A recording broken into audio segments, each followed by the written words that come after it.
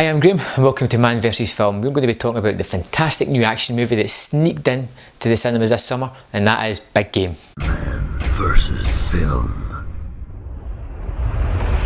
Big Game is Jamari Hellander's follow-up to Rare Exports, an absolutely fantastic horror Christmas themed movie that came out a good few years ago. If you haven't seen it, I suggest that you check it out. It is a great piece of movie making. When I watched Rare Exports the first time, I really had a feeling that it felt a lot like an Amblin movie, one of those early 80s movies that starred kids but didn't pander down to them, treated them as equals, and really just told a great story.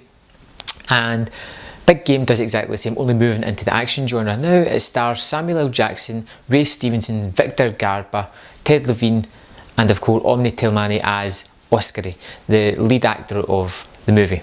Now, Oscary is a 12-year-old who is about to turn 13 the next day, and he is part of this hunting lodge, and his father has a great legacy behind him. When he was 12, he went into the woods for an overnighter and came back out having killed a bear. Now this was a sort of rites of passage for them, so it's Oscary's time to go into the woods and see what the woods will provide for him.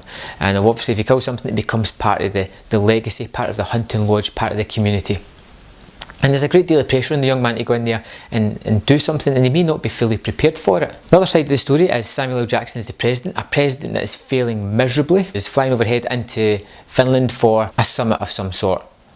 And at some point terrorists attack and he gets shuttled out of the Air Force One and lands in these woods close to Oscary. But the terrorists are after him, so Oscar takes the president and leads him through the woods while the terrorists are chasing after them, trying to tear them down at any point. That's the basic plot for Big Game, and that's all you need. It's a fantastic action movie. One of the best things about it is it's 90 minutes long. There is no fat on it whatsoever. This is a tale that's just, you sit down, you enjoy it, you leave and you go, that was exactly what I wanted. It was the exact length it should have been, like, no less, no more. It's fantastic. Now, the lead actor is really excellent in this and sells the performance.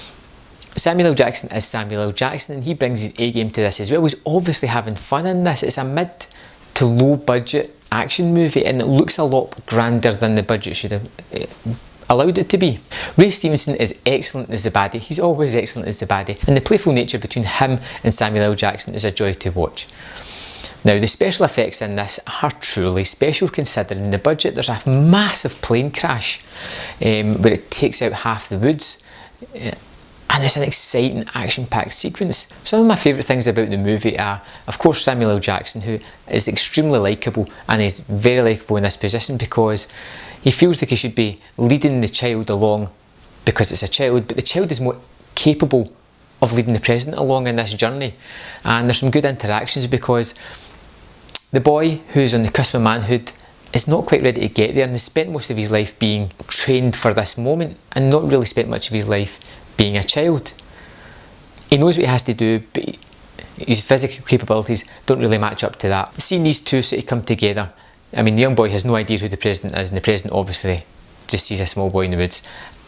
And their camaraderie, the relationship that goes together is really good. Some of the dialogue in it is fantastic, but the key thing to this is the action set pieces. The action set pieces are absolutely terrific and have a hint of humour in them as well, which is great, a little bit of levity towards the action sequences. The only worry I have for Big Game that is going to get lost in this busy summer of high action, huge budget blockbusters, and Big Game may just sail under the seams. Big Game is a movie that should be seen, it should be enjoyed. It is a really enjoyable thrill ride action movie. I would highly suggest, I'm going to give it 4 out of 5 because it's such an exciting piece of work. Big Game is big fun. It's a movie that you can go to with any family members. There's no cursing, there's not a lot of blood, although there is action within it. It's an action movie for all ages. I highly suggest that you go and see this. If you like this video and you want to see more of my content, just click the subscribe box. It's going to appear up here, or you'll be a link in the comments you can click to, or indeed on my Man v Film page that you can click to. And I will see you next time on Man vs Film.